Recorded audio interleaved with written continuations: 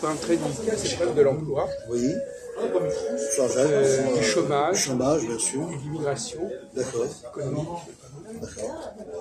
Alors la question que je pose à tous les deux, Oui. c'est pourquoi à un moment donné on emploie des gens, on dit tiens on va prendre des employés, à d'autres moments on dit plutôt tiens mais je vais faire les choses tout seul. À quel moment on a besoin de collaborateurs, à quel moment on pense qu'on peut s'en passer. Oui. Moi, je prendrais un exemple, si tu veux, Jacques, sur les entreprises, des usines productives. Au départ, exemple, l'usine automobile, quelle que soit la marque Fiat ou Citroën, Renault, Peugeot, on avait besoin beaucoup de mécaniciens, des ouvriers qui étaient formés en entreprise d'usine et ils étaient embauchés pour faire le travail. Et pour fabriquer des voitures, des camions, beaucoup de matériel de route qui permettait de fabriquer toutes ces machines. Et donc, on avait besoin. Et la production par le patron a été tellement vite que les commandes ont été faites par des comment on appelle ça, des commerces exposants de vente de véhicules. Alors il a fallu produire, parce que les gens achetaient énormément de voitures. Mais cette production accélérée, les ouvriers n'arrivaient pas à suivre la commande, on va dire, qui était énorme, exécutif. Donc, ils ont remplacé les ouvriers par du robotisme. Voilà. Donc là, on tombe dans la sphère de l'ouvrier vivant, qui a son rythme fabriquer les voitures. Et maintenant, les ingénieurs concepteurs ont fabriqué des robots, et là, ça a permis de faire une accélération un peu plus rapide pour produire une grosse commande de voiture. Je prends l'exemple, pour les gens, une commande de voiture, ça pouvait monter à 3 millions, comme ça pouvait monter à 30 à 45 millions de commandes sur les véhicules, de toutes marques. Voilà. Ça, c'est la première cause. Maintenant, pour répondre à Jacques au niveau du chômage, en 2022, on était sur des chiffres officiels à 5089 chômeurs. À l'époque, le travail, il y en avait suffisamment, mais en premier trimestre, il y a eu 564 000 recrutements en 2022. On tombe dans l'année 2023, le chiffre officiel, on était à peu près dans la barre des 6 millions. Les 6 millions se sont dégringolés. Il y a eu 3 millions de demandes d'embauche qui ont été faites dans les bureaux du Pôle emploi. Donc il nous reste 3 000, 16 000 chômeurs en France. Voilà. Millions. 3 millions, 16 000 chômeurs en France. C'est ça. Donc voilà. Merci de me rectifier, j'aime. Alors, 1 million. Voilà. Alors la question c'est de savoir Oui. si quand il y a du plein emploi, Oui. est-ce que ça montre qu'il y a une baisse, quand il y a le plein emploi, il y a une baisse de la productivité.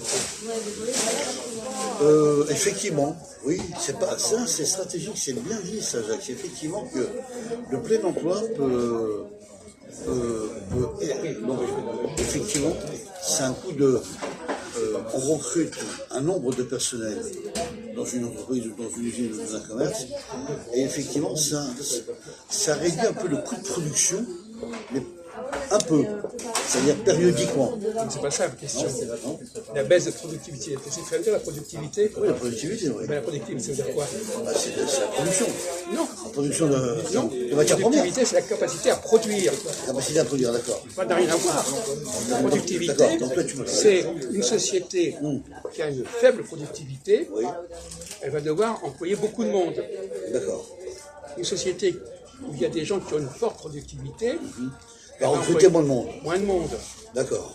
Tu comprends? Ah oui, logique. Non, mais il faut comprendre le mot productivité. Oui. Non, mais ça dépend comment tu l'interprètes, le mot productivité. Non, c'est bon. Tu as la productivité des matières premières de production que tu vas produire, bien sûr. Et là, tu auras besoin de gens pour faire travailler ta production, pour faire circuler ta production. Quelqu'un est plus ou moins productif, quelqu'un qui a un énorme potentiel productif, il n'a pas besoin de collaborateurs. Ah, je comprends. parce qu'il peut faire tout lui-même. S'il a une baisse de productivité, si lui-même ne peut pas assurer beaucoup de choses, il faut qu'il demande à d'autres personnes de l'aider. Je peux te citer des exemples en baisse de productivité. Exemple Jérôme, kiosque et journaux, ou Marcel, des commerces enchaînés, des approximatifs, vendeurs de presse, magazines, journal, Monde, Parisien, etc., Figaro, ces gens-là, effectivement, en clientèle d'acheteurs, de consommateurs de papier, ils ont chuté de 35% de chiffre d'affaires. Ça veut dire quoi? C'est-à-dire qu'ils ont perdu presque la moitié des clients qu'ils avaient il y a à peu près 2 ou 3 ans. Quel rapport est-ce que vous êtes en train de dire? Je n'ai pas compris. Je veux dire que par là, que le coût de productivité s'écroule, Jacques. Il n'y a pas de coût de... On parle, ça n'existe pas, le coût de productivité. C'est le coût de production. Il confond production et productivité. Non, je ne confonds pas. La production, c'est ce que tu vends. Le coût de productivité, c'est ce que tu commandes. Tu commandes un certain nombre de stocks de marchandises que tu dois écouler et vendre. Non, écoute mon vieux, tu n'as qu'à demander à n'importe quel journaliste, économiste, comment? Je travaille dans les affaires. D'accord, je suis désolé, on va arrêter tout de suite. Je dis que c'est pas comme ça que ça se passe. Ah, c'est comment pour toi? Bon, c'est pas pour moi, c'est comme ça que ça se passe. T'as qu'à écouter BFM TV, etc. Tu verras, c'est pas comme ça que ça se passe. Productivité, c'est une capacité à produire. Si les gens ont une mauvaise productivité, ils produisent moins. C'est sûr. Il y a une faible production. C'est sûr, bon, je vois ce que tu veux dire. Oui, bah ça c'est pas lambda, on le sait ça. Mais non, non, ça veut dire que plus moins il y a de productivité, plus il y a d'emploi. On pourrait croire que le plein emploi est une bonne chose. En réalité, le plein emploi, c'est la preuve d'une mauvaise productivité. Regarde, toi, tu l'as dit tout à l'heure, s'il n'y a pas assez de machines, on va employer beaucoup de monde. Donc la machine améliore la productivité. Bien sûr. Ok? Oui, oui. Bon. Non, non, mais... Donc, revient à ma question de départ.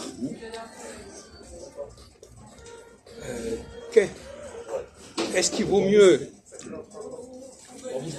qu'il y ait beaucoup... Est-ce que, par exemple, le problème de l'immigration, est-ce que l'immigration est liée à la productivité? En partie, oui. Explique-nous pourquoi. On va voir si tu as compris de quoi on parle.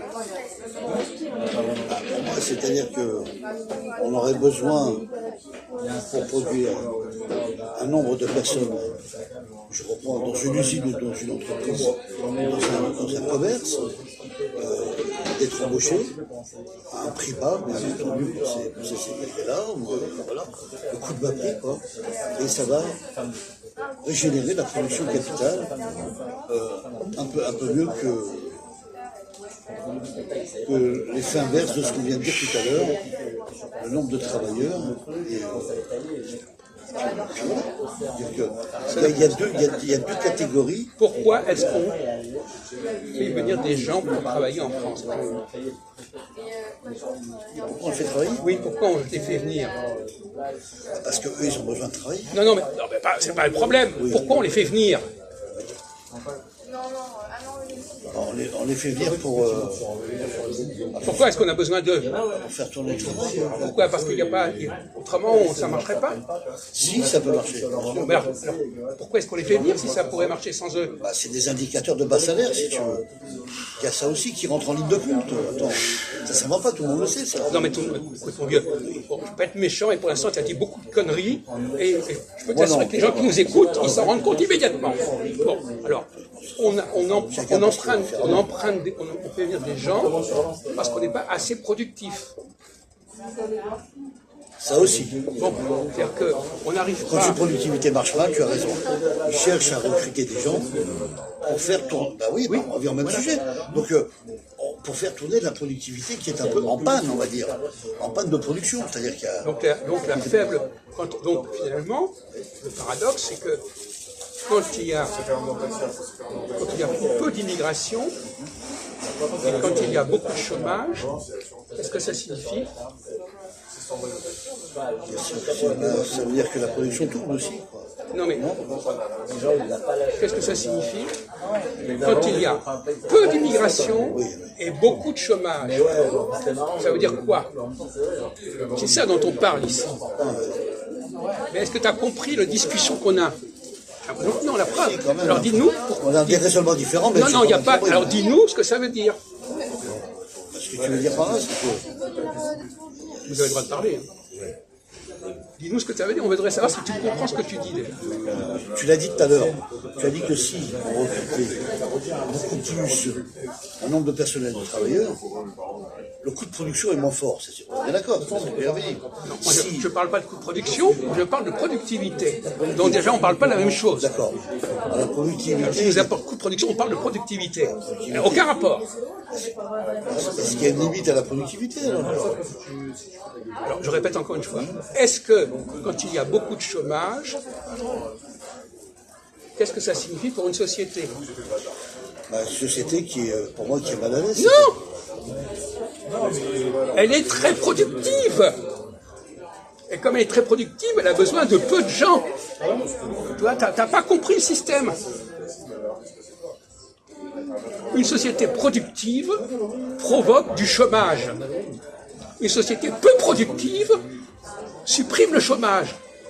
Alors les patrons qui investissent, monsieur Jacques, oui. Hein, un patron qui met tant de millions pour investir un bâtiment de productivité, il est bien obligé de recruter là, à ce moment-là, pour faire continuer à produire sa productivité. Non, parce qu'il aura une productivité. D'abord, on l'a dit qu'il y a des machines. Il y a une productivité qui exige très peu de monde, d'employés. Ça dépend dans quel domaine, Jacques.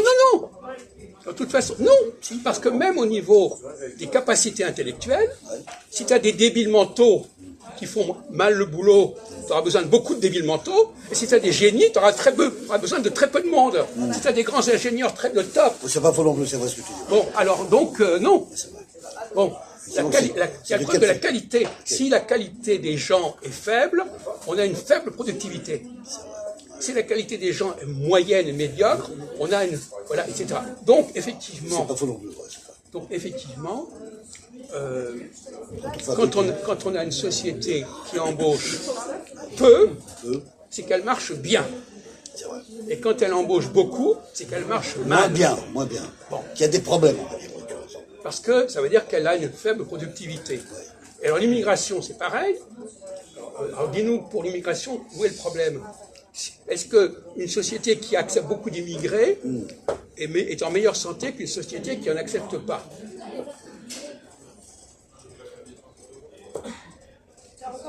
On parle d'un point de vue économique, on ne parle pas d'un point de vue moral ou je ne sais pas quoi. Moi, je pense que du fait qu'on prend, si on prend des immigrés pour embaucher, ça produit, quoi, ça crée... Ne comprends-tu pas? Si j'en fais appel à des immigrés, c'est que j'ai une mauvaise productivité. Oui, d'accord. Bon. Ça j'avais compris. Il n'y a pas une qualité de production, j'ai compris, Jacques. Donc, il y a quand même des erreurs, tu as raison, il y a quand même des erreurs, il a raison, c'est dans un sens, de contrôle de production. Mais si on pose des problèmes de ce genre, c'est parce qu'il y a des cons qui vont penser le contraire. Autrement, je ne poserais pas le problème. Bien sûr. Et toi, tu tombes dans le piège. Mais évidemment, si je pose le problème, je sais par définition que toi, tu vas dire le contraire. Non, mais... C'est fait pour ça, les cafés philo. C'est pour poser des questions, et puis les gens croient qu'ils ont compris tout, et en réalité, ils n'ont rien compris. Mais c'est vrai que je reviens sur ce qu'il a dit tout à l'heure. Là, c'est pas que je défends, c'est que je défends aussi mon analyse. Il a raison, Jacques, quand il dit, quand tu as peu de personnel, tu fais du travail de qualité, effectivement, ce travail de qualité va mieux produire, mieux se vendre par des professionnels formatés en professionnels, et là, on a de la qualité de production. Voilà. La richesse de production. Voilà. Donc, voilà. Il a raison là-dessus. Donc, la hausse du chômage, la baisse du chômage, ça veut dire que les gens sont moins performants. Moins performants, voilà. Et le fait de l'immigration qui augmente, ça veut dire aussi que les gens sont moins performants. C'est vrai. Et ça arrange certaines données administratives, par exemple, politiques, pour payer les cotisations, etc. Oui, non, mais on parle d'un schéma économique clair. La productivité fait baisser, la productivité puissante. Fait baisser la production. Mais non, pas fait baisser la production. Il dit n'importe quoi. Baisser la production. Non, mais tu dis, s'il y a plus d'embauches, il y a moins de qualité de production. Tu le dis Mais toi-même. non mais écoute, alors je crois qu'on va arrêter. Non mais.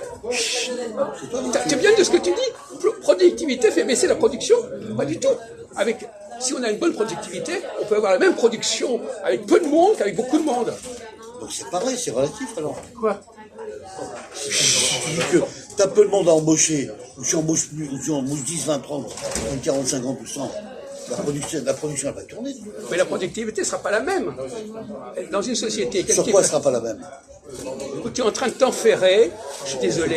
Bon, ben non, mais en plus, tu crois que tu es dans un domaine que tu connais. Alors, c'est dans les domaines que tu ne connais pas. Si, je connais quand même. Si. Bon, écoute, on demandera à 100 personnes. Bah oui, il n'y a pas de problème, il n'y a pas de problème. Ce type-là, c'est un taré. Ouais, c'est ce que tu crois, c'est toi qui es taré peut-être aussi alors. Écoute, mon vieux. Alors arrête tes conneries aussi. Arrête de prendre les gens pour des cons. On te répète 100 fois les mêmes choses, et 100 fois, t'as toujours pas compris. Si, j'ai compris, c'est toi qui n'as rien compris.